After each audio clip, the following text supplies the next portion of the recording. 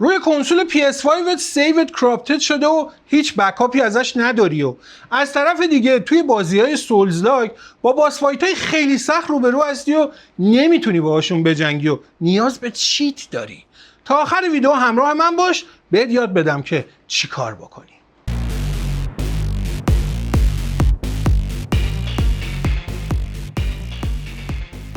درود رفقا، امیدوارم حالتون خوب باشه. امروز هکتور برگشته با یه ویدئوی آموزشی دیگه که روی کنسول PS5 خودتون بتونید هم از سیوایی که روی بازیاتون دارید بکاپ بگیرید، هم بتونید از سیوهای دیگران روی کنسولتون استفاده بکنید.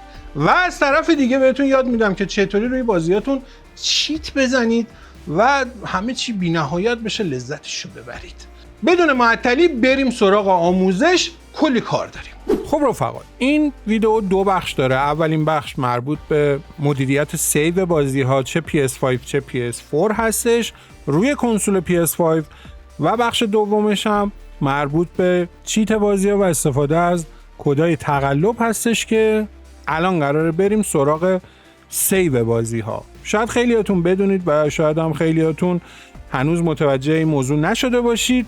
روی PS4 امکان جابجا کردن سیو ها روی کنسول از طریق ستینگ با فلش USB بودش، اما روی کنسول PS5 برای بازی‌های نسل نهمی PS5 چنین قابلیتی وجود نداره و ما باید حتما سیو بازیامون رو روی کلاود یا همون فضای ابری پلی استیشن با استفاده از پلی استیشن پلاس آپلود بکنیم تا بتونیم بعداً ازش استفاده بکنیم. اما اگر کنسولتون جیل بریک باشه، نه دیگه نیازی است که کنسولتون رو به آخرین آپدیت برسونید، نه دیگه نیاز هستش که پلی استیشن پلاس تهیه بکنید و نه دیگه نیازی هست که بخواید سیوتون رو آپلود بکنید روی سرورهای PSN. کافیه که ابزار گارلیک سیو منیجر رو روی کنسول خودتون داشته باشید. حالا این ابزار چی هستش؟ ابزار گارلیک سیو منیجر یه ابزار مدیریت سیو هستش روی کنسول PS5. یعنی دیگه میتونیم سیوهای خودمون رو روی کنسول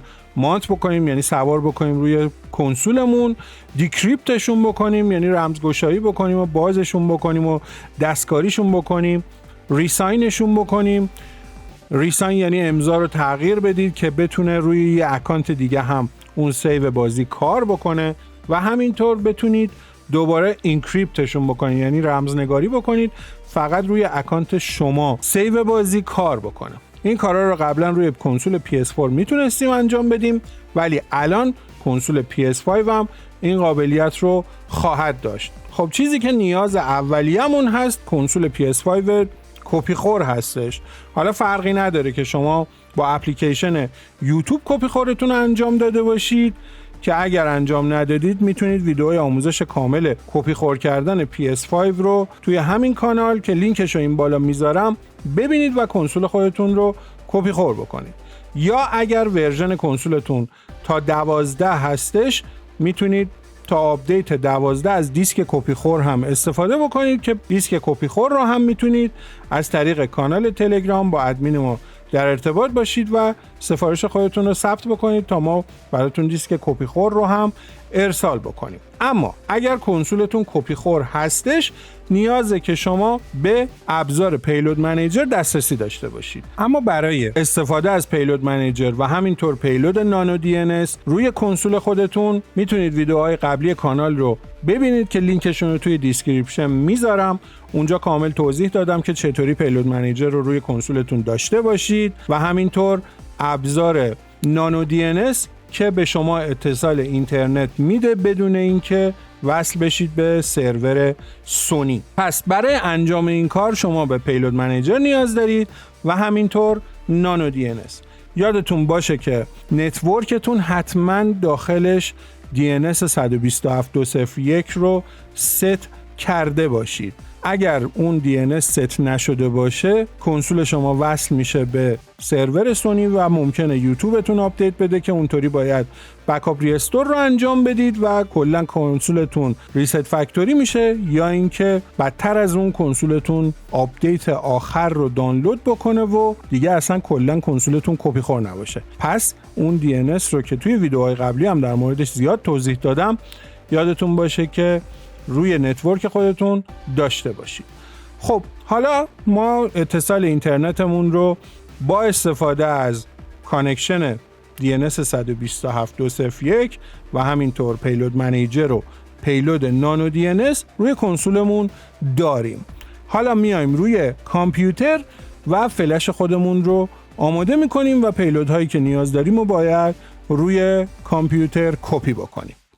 خب پیلود گارلیک سیو منیجر رو من ورژن آخرش رو توی کانال تلگرام براتون آپلودش کردم، میتونید از اونجا دانلودش بکنید و از طریق فلش USB فرمت exFAT پیلود رو میتونید روی روت فلش خودتون کپی بکنید و بعدش وصلش بکنید به کنسولتون. پیلود منیجر که بالا اومد تو قسمت ستینگ برید، اسکن USB پیلودز رو روشن داشته باشید، اگر روشن نیست روشنش بکنید، برید تو قسمت منیج پیلودز، این پایین که میاید توی قسمت USB استوریج میتونید پیلود گارلیک سیو منیجر رو ببینید. موو تو اینترنال رو میزنید، 2 تا گزینه به شما میده، میتونید هم کپیش بکنید روی حافظه داخلی و همینطور میتونید مووش بکنید. اگر موو بکنید کلا از روی فلش برش میداره و روی کنسول خودتون میندازه و دیگه یه نسخه روی فلش نخواهید داشت. میتونید کپی رو بزنید و یه نسخه هم روی فلش خودتون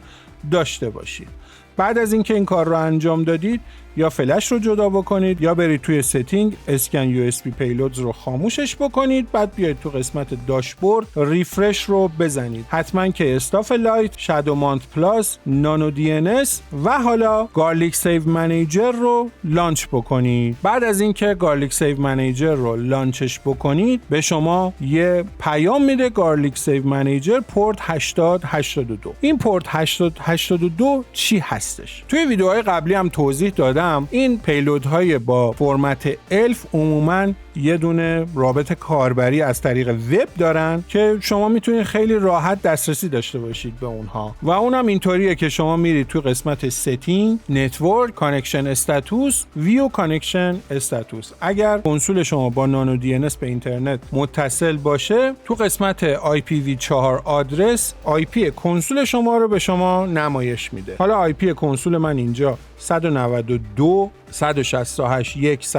هستش که ما میتونیم بریم روی گوشیمون یا کامپیوترمون یه دونه مرورگر وب باز بکنیم، این آدرس رو واردش بکنیم. این نکته رو حتما یادتون باشه که هم کامپیوتر شما و همینطور PS5 شما روی یه مودم کانکت شده باشن. فرقی نداره حالا مودم، روتر یا هات اسپات گوشیتون باشه، یعنی کنسول شما روی همون مودم و همینطور کامپیوتر یا گوشی شما هم روی وای فای همون مودم وصل شده باشن. به هر جهت نیازه که روی یک شبکه این 2 تا دیوایس کانکت شده باشن.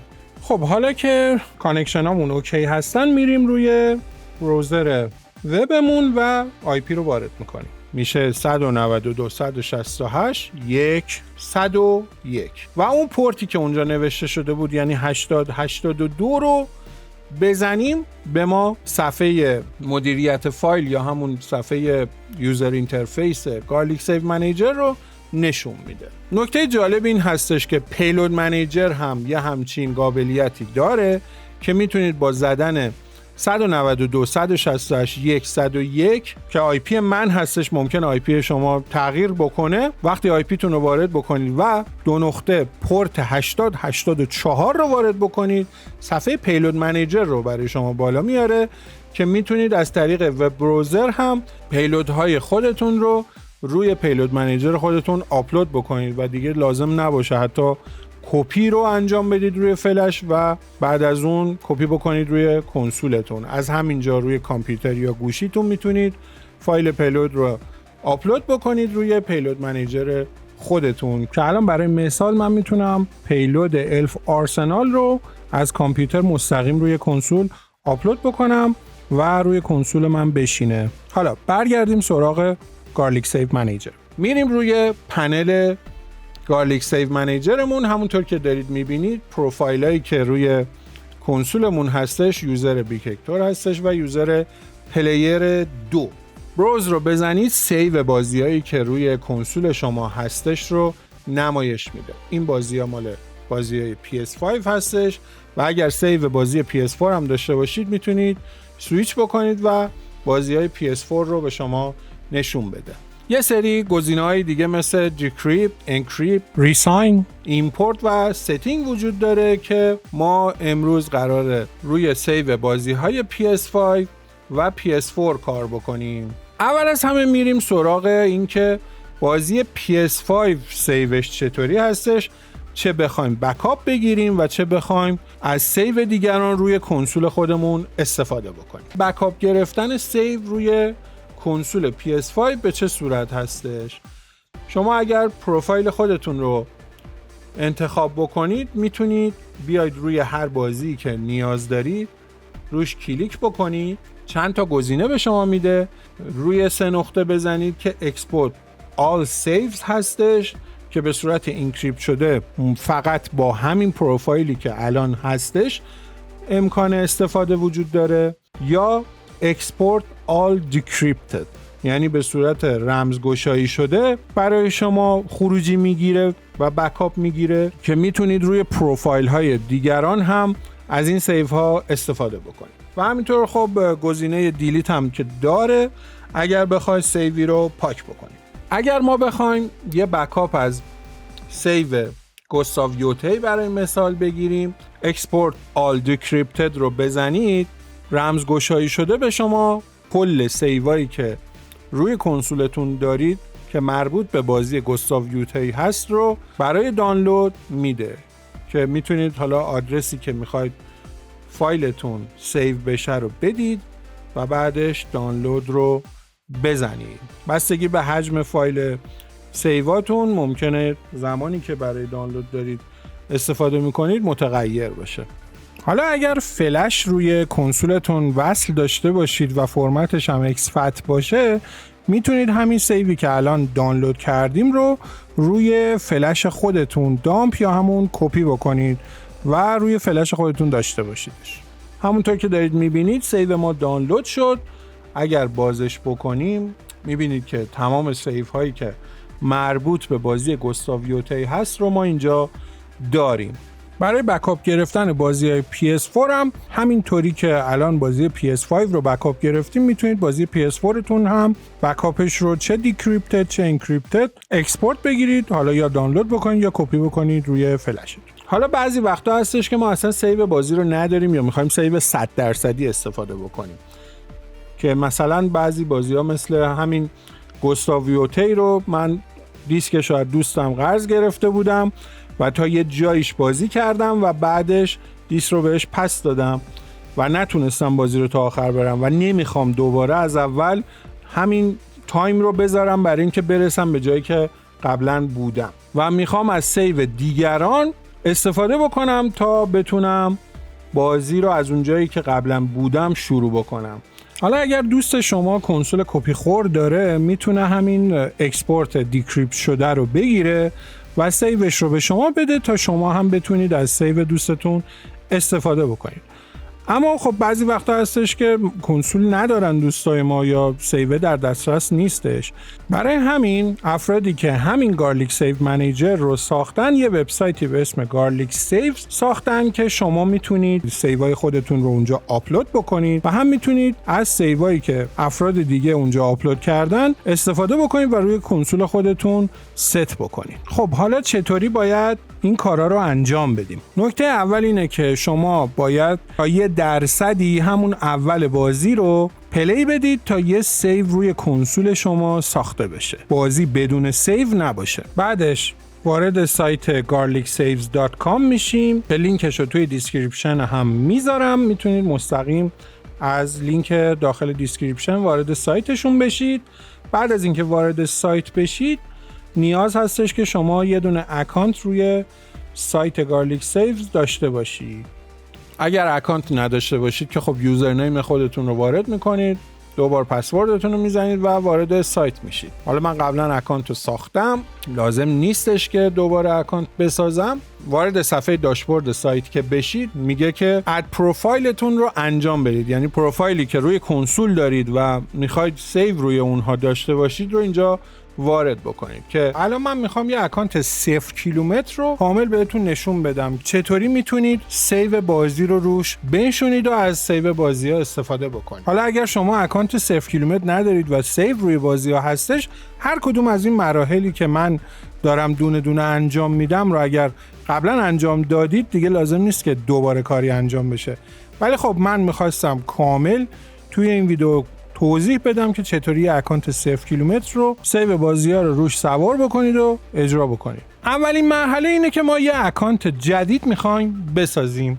اکانت جدیدی که ما الان می‌خوایم بسازیم رو من اسمشو میذارم هکتور تست. این اکانت الان اکانت آفلاین هستش و اکتیو نیست. حالا چطوری بفهمیم که کدوم اکانت اکتیوه و کدوم اکانت اکتیو نیستش؟ وقتی که توی قسمت یوزرهای کنسولتون بیاید، اکانت هایی که زیرش دکمه آپشن رو داشته باشن یعنی اکانت هایی هستن که اکتیو هستن. اما اگر اون دکمه آپشن نباشه یعنی اکانت آفلاینه و اکتیو نیستش. برای اینکه ما بتونیم سیو بازی‌های PS5 رو روی اکانتمون داشته باشیم نیازه که اکانت ما اکتیو بشه و یه دونه اکانت آیدی براش تعریف بشه.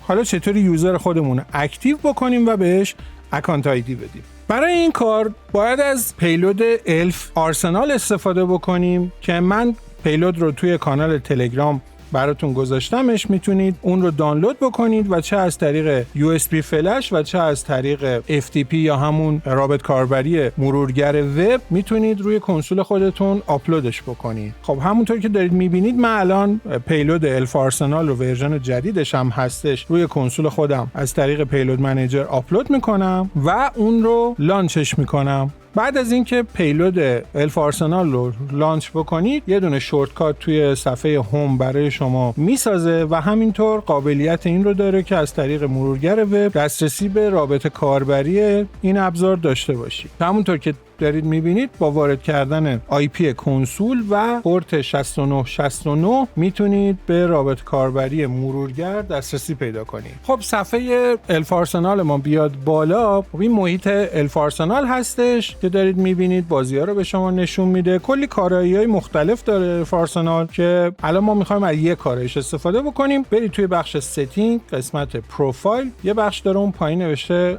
آفلاین اکانت اکتیویشن. اینجا این پایین ما یوزرایی که روی کنسولمون داریم رو داره به ما نشون میده که 3 تا پروفایل ما اکتیوه و یه دونه پروفایلی که الان ساختیم هنوز این اکتیو هستش و آیدی اونم کامل همشون 0.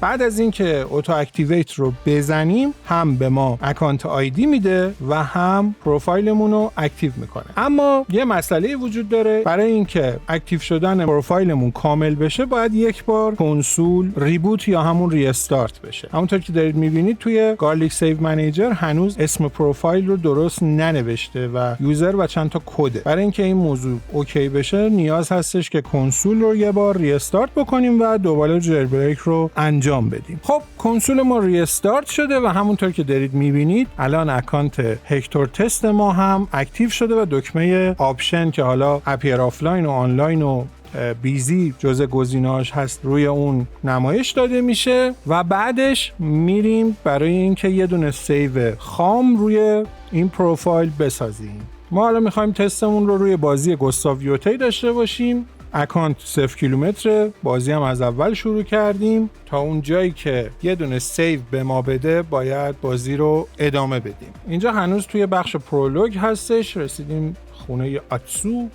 اینجا یه دونه سیو میزنیم، سیو هم انجام شد، چکم میکنیم ببینیم سیو هستش، حالا بازی خارج میشیم. خب حالا ما میریم توی سایت garlicsave.com که آدرسش رو توی دیسکریپشن هم گذاشتم. اونجا یه دونه یوزر برای سایت گارلیک سیوتون میسازید.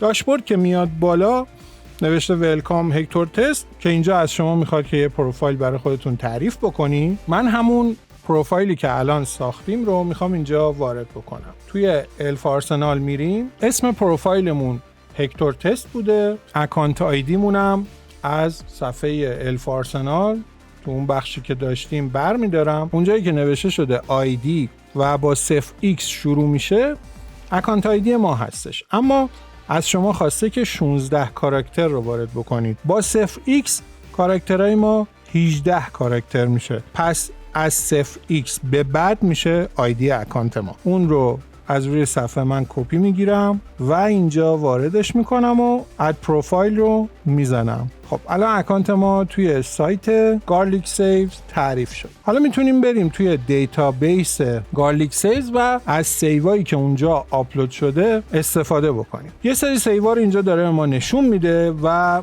چند تا گزینه داره، توضیحات داره در مورد سیو ها که مثلا این سیو کجا بوده، توی چه بخشی از بازی هستش و چه ویژگی هایی داره. برای مثال ما یه دونه سیو اینجا میتونیم ایمپورت بکنیم. قسمت ایمپورت حالا تقریبا به تازگی اضافه شده که بخش بتا هم هستش، ممکنه با مشکلاتی همراه باشه، ولی برای سیوای کم حجم و سبک ایمپورت کردن مستقیم روی کنسول امکان پذیره. صفحه ایمپورت رو که باز میکنید از شما میخواد آی پی کنسول خودتون که روی همون شبکه‌ای که دارید استفاده میکنید وارد بکنید بدون اینکه پورت رو بزنید. حتما باید پیلود گارلیک سیوز فعال شده باشه توی پیلود منیجر شما و بعدش اینجا آی پی کنسول رو وارد میکنید و سند تو کنسول رو میزنید. بعد چند ثانیه سیو ایمپورت تو د کنسول رو به شما نشون میده که سیو رو با موفقیت روی کنسول شما ایمپورت کرده. خب حالا میریم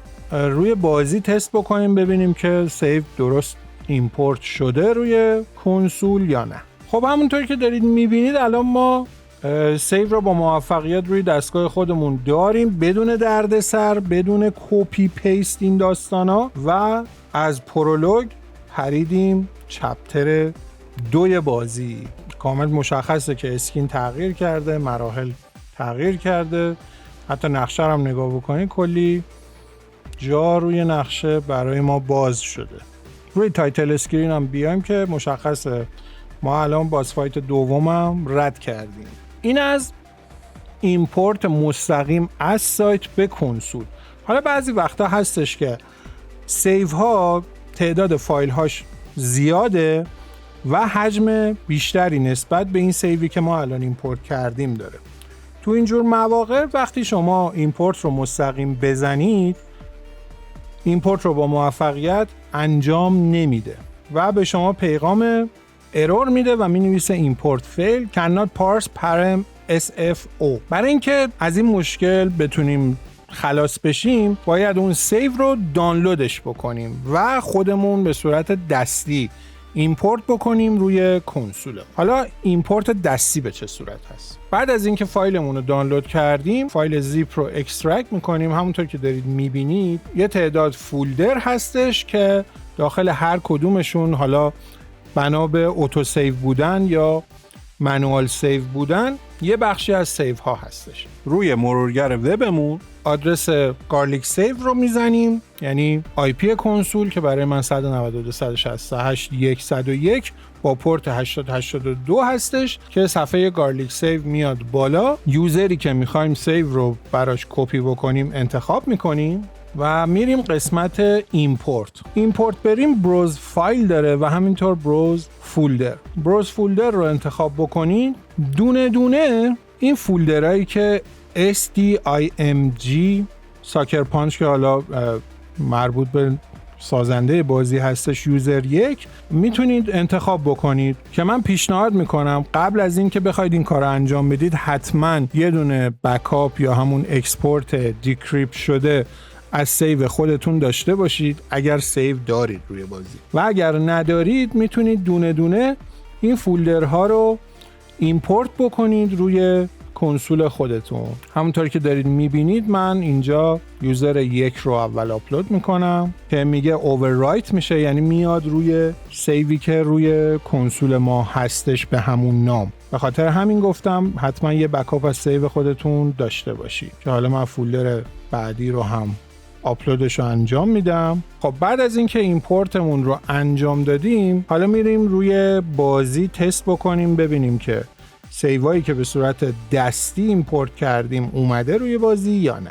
لود گیم رو بزنم، این بار این سیو رو انتخاب میکنیم خب صفحه بازی اومدش. همونطور که دارید میبینید ما توی یه مکان دیگه با یه کاستوم دیگه هستیم و نشون میده که با موفقیت سیو دستیمون هم آپلود شده. کلا روی مپ هم نگاه بکنید کوستا تفاوت داره با چیزی که چند دقیقه پیش روی سیو قبلی چک کرده بودیم. یه نکته در مورد این سیو ها هستش، ممکنه بعضی فایل ها کراپتد بشن، بعضی فایل ها اصلا درست آپلود نشده باشن. اینکه حالا سیو کدومش کار بکنه کدومش کار نکنه واقعا باید تست بشه و همینطور که الان دارید میبینید روی سیوی که الان ما ایمپورت کردیم 4 تا باس فایت کشته شده که آتسوروشون با شمشیر خون کشیده. یاخچی. حالا بریم روی بازی‌های PS4 روی کنسول PS5.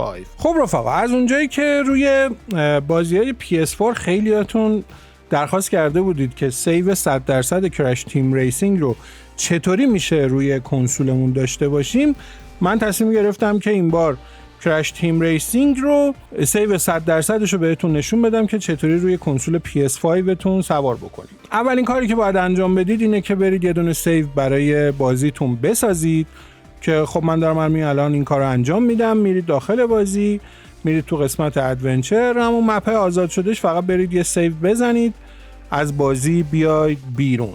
بعد از اینکه از بازی خارج شدید باید از سیوی که روی کنسول خودتون دارید یه بکاپ دیکریپت شده بگیرید. چطوری این کار رو انجام میدیم؟ یه دونه USB فلش با فرمت exFAT روی کنسول خودتون وصل میکنید. پیلود گارلیک سیو منیجر رو اجرا کرده باشید، میاید توی وب براوزر، فرقی نداره رو گوشیتون یا روی کامپیوترتون، و IP کنسول به همراه پورت 8082 رو وارد میکنید. صفحه وب براوزر که اومد بالا، پروفایلی که الان روش سیو رو ساختید انتخاب بکنید. بین کنسول ها PS5 عموما به صورت پیش‌فرض باز میشه. برید روی PS4 بروز رو بزنید، سیو بازیایی که روی این پروفایل هست رو به شما نشون میده. بیاید روی کرش تیم ریسینگ و 3 نقطه رو بزنید و اکسپورت آل سیو دیکریپتد رو انتخاب بکنید. از شما میپرسه که میخواید دانلود بکنید یا روی USB فلش کپی بشه. میتونید دامپ بکنید روی USB فلشتون. USB 0 رو من انتخاب میکنم. بعدش دامپ رو برای ما روی USB میسازه. USB رو از کنسول جدا بکنید و به کامپیوترتون بزنید. وقتی که وصل بکنید به کامپیوتر، فلش باز میشه. یه دونه فولدر ساخته شده به اسم PS5. داخل PS5 که بشید یه فولدر داره به اسم سیو دیتا و بعدش گارلیک. داخل گارلیک سیو بازی کرش تیم ریسینگ ما هستش. همونطور که دارید میبینید 2 تا فولدر ساخته شده، یکیش برای ستینگ بازیه و یکیش هم برای مرحله بازی هستش. حالا سیو 100% رو از کجا پیدا بکنیم؟ آپولو سیو تولز اگر یادتون باشه روی PS4 هم دیتابیس داشتش و هم قابلیت انتقال سیو ها روی کنسول PS4 رو داشتش. یه دونه دیتابیس به صورت وبسایتی توی گیت هاب داره که شما میتونید برید از گیت هاب آپولو سیو منیجر سیو هایی که نیاز دارید رو دانلود بکنید. حتما یادتون باشه که نسخه بازی که دارید با نسخه سیوی که میخواید استفاده بکنید یکی باشه. برای به دست آوردن کد بازی راحت ترین راه اینه که همون فولدر PS5 که روی فلشتون هست رو باز بکنید.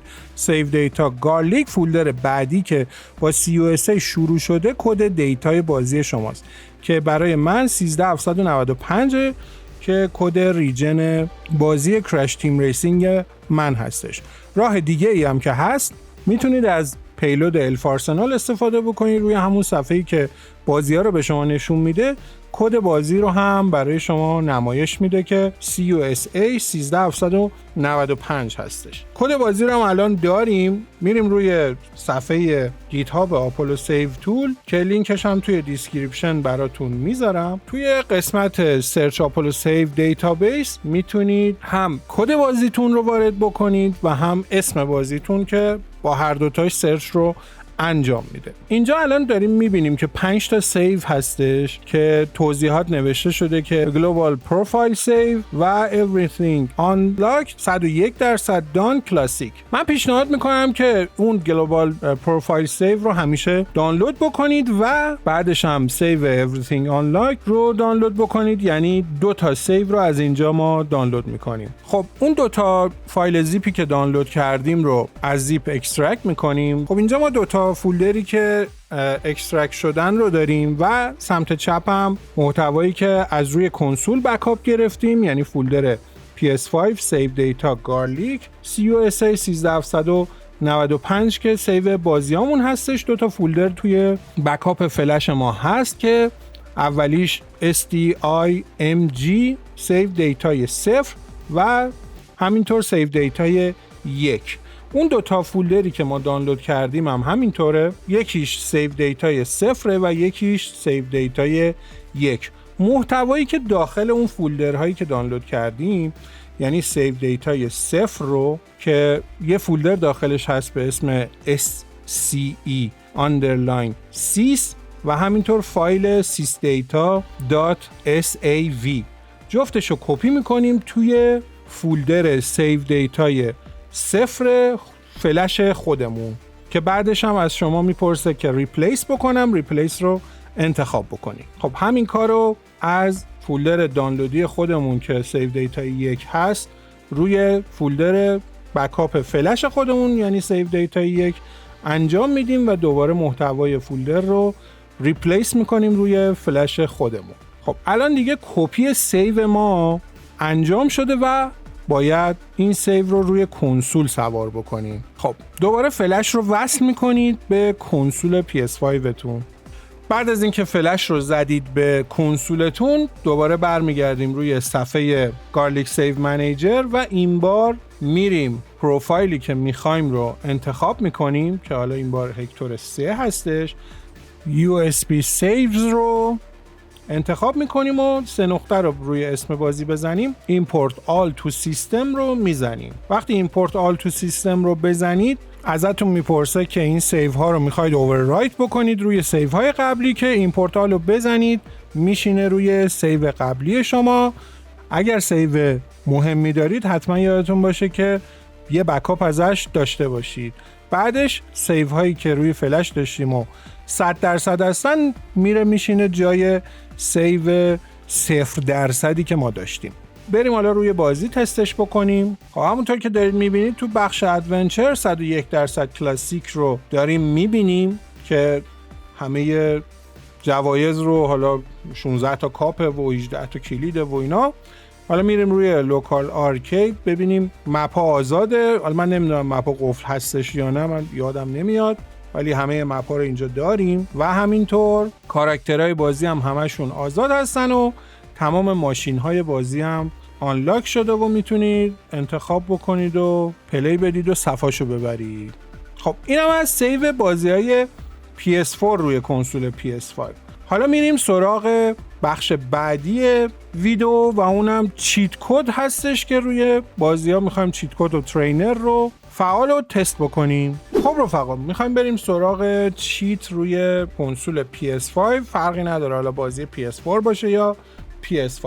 2 تا روش وجود داره که شما میتونید از چیت کد ها روی کنسول خودتون استفاده بکنید. اولیش که خب روش آنلاین هستش که شما میتونید با استفاده از اینترنت و همینطور پیلود نانو DNS به اینترنت وصل بشید و آنلاین چیت کد ها رو دانلود و استفاده بکنید. و دومیش هم راه آفلاین هستش که حالا اگر نت رو قطع کردن یا نت نمیخواید استفاده بکنید یا به هر دلیلی میتونید دیتابیس چیت کد ها رو روی کنسول خودتون داشته باشید. اما چیزایی که ما نیاز داریم روی کنسولمون داشته باشیم تا بتونیم از چیت کد ها استفاده بکنیم، اولیش که پیلود چیت رانر هستش که فایلش توی کانال تلگرام هستش و همینطور دیتابیس چیت کد ها که از سورس های مختلفی هستن که من 3 تا سورس رو توی کانال تلگرام گذاشتم که اونا رو هم میتونید دانلود بکنید و برای کپی کردن اونها روی کنسول میتونید از اپلیکیشن PS5 اکسپلورر استفاده بکنید و برای اجرا کردن این اپلیکیشن یا باید از ETA استفاده بکنید، اما روی ورژن های بالا ETA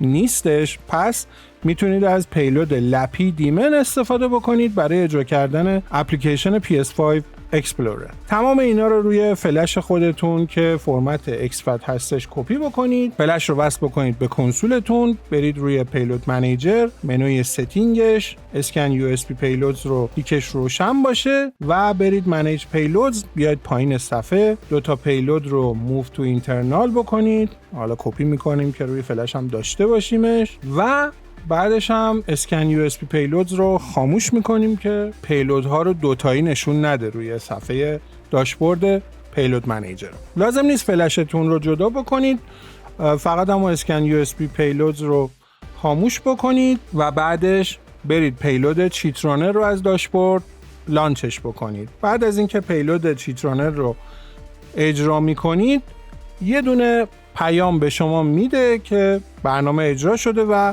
پیکیجیش روی کنسول در حال نصب هستش. بعد از اینکه پیام ها رفتش میتونید برید توی بخش مدیا که با دکمه R1 یا اون بالا میتونید برید روی مدیا انتخابش بکنید. کنار اپ یوتیوبتون ابزار چیترانر هم شورتکاتش اومده که میتونید اون رو بازش بکنید. چند تا گزینه به شما میده که مکس کامپتیبیلیتی هستش یا سیف مود هستش که حالا بستگی به چیت هایی که قرار استفاده بکنید ممکنه نیاز باشه که اینا رو تغییر بدید. اگر رو سیف مود بذارید خود چیترانر تشخیص میده که این چیت سیف هستش، اون رو به شما پیشنهاد میده که بعضی بازی ها هستن که چیت کداشون ممکنه باعث کرش بازی هم حتی بشه که خود چیترانر اینو میتونه به شما نشون بده و تشخیص بده. اما خب الان که ما لیست بازی ها رو داریم میبینیم، توی قسمت چیتس بازی ها برید همچنان ما چیت کد یا ترینری رو نمیبینیم. باید برید تو قسمت ریپوزیتوری و سورس رو انتخاب بکنید. هم میتونید جداگانه سورس ها رو انتخاب بکنید. هند چیت کالکشن هست، گولد هند هست، PS5 هستش که میتونید دانلود سلکتد سورس رو بزنید یا اینکه دانلود اول سورسز رو بزنید. تمام سورس هایی که اینجا برای شما برای انتخاب گذاشته رو، تمام چیت کد هاشو چه با فرمت جیسن باشه چه با فرمت های دیگه روی کنسول شما دانلود میکنه که آدرسش هم نوشته شده، میره تو بخش دیتا چیترانر چیتس. بعد از اینکه دانلود شما تموم بشه دان رو میزنیم و این بار اگر بریم روی بازی ها یه بار ریفرش بکنید میبینید که زیر اسم بازی ها نوشته شده چیتس که بعضی هاشون فرمت چیتس ها هم حتی نوشته شده براشون و اگر توی سورس هایی که دانلود کردیم چیت بازی نباشه که خب میزنه مثل کرش تیم ریسینگ نو چیتس. اما الان ما میخوایم روی یوته یه تستی بکنیم. همینجا حتی دکمه پلی هم داره، پلی رو بزنید بازی اجرا میشه. هم میتونید از اینجا کنترل داشته باشید یا اینکه حتی میتونید روی گوشی خودتون یا روی کامپیوترتون مثل همون الفارسنال گارلیک سیوز از رابط کاربری تحت وب استفاده بکنید که بازم آی پی کنسولتون رو باید وارد بکنید و با پورت 2.9999 وارد صفحه چیترانر بشید که من چیترانرمو روی گوشی بالا میارم و میتونید اینجا صفحه گوشی منو ببینید که میخوام چیت ها رو فعال بکنم که حالا اینفینیت هلث رو فعال کردم، اینفینیت ریسورسز، آیتم مانی آن شده و الان هر آیتمی که ما استفاده بکنیم یا برش داریم اون آیتم بی نهایت میشه. که برای مثلا من الان چوب برداشتم، کوزه برداشتم و اونا 9,999,000 شد. حالا اگر پول بردارید پولتون هم همین اتفاق براش میفته و دونه دونه آیتم ها رو چه استفاده بکنید چه بردارید آیتم شما بی نهایت میشه که در نهایت ریسورس‌های شما به این شکل در میاد. حالا اینفینیت هلث هم چک میکنیم که ببینیم خون ما کم میره. خیلی آخسی زدمش، بزنه یه دونه گدا. همونطور که دارید میبینید من الان اسموک استفاده کردم، اسموک هم 9,999,000 شد. خیلی عالی، طرف در رفت اصلا.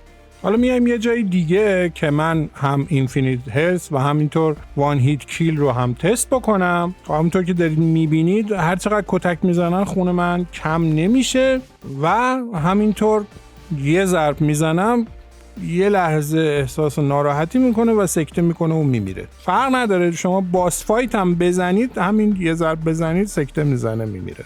اینم از خون بینایتش که حالا ضربه بخورید هیچیتون نمیشه. خیلی خوبه.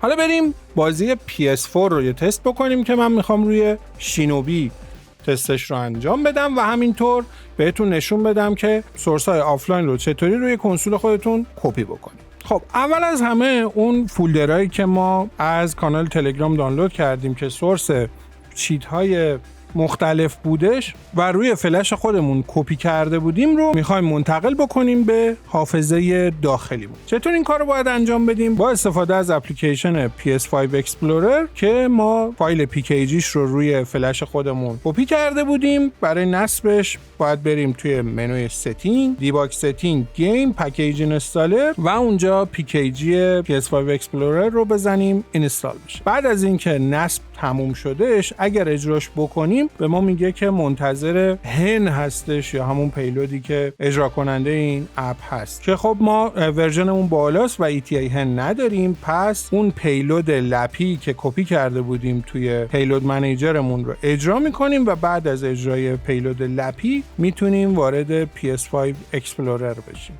خب PS5 Explorer که اومد بالا رو تکسس رو انتخاب میکنید، میرید توی قسمت MNT، بستگی به پورت USB که فلشتون رو وصل کردید متفاوت هستش. اگه پورت جلو باشه USB 0 میشه، وارد USB 0 بشیم. سورس هایی که اینجا هستن چند تا فولدر مختلف دارن که حالا مثلا من توی گلدهن چیت ریپوزیتوری میرم و برای مثال فولدر جیسن که اگر داخلش برید میبینید که هر کدوم اینها چیت های مختلف بازی ها هستن و کد اون بازی ها اولشون هست. اگر بخواید میتونید همه اینا رو که با فرمت های جیسن، MC4 و SHN هستن رو کپی بکنید روی کنسول خودتون، ولی خب حالا من میخوام فقط با فرمت جیسن رو کپی بکنم. روی فولدر جیسن مثلث میزنم و اگر بخواید همه فولدرها رو کپی بکنید میتونید با دکمه R1 دونه دونه هایلایت بکنید و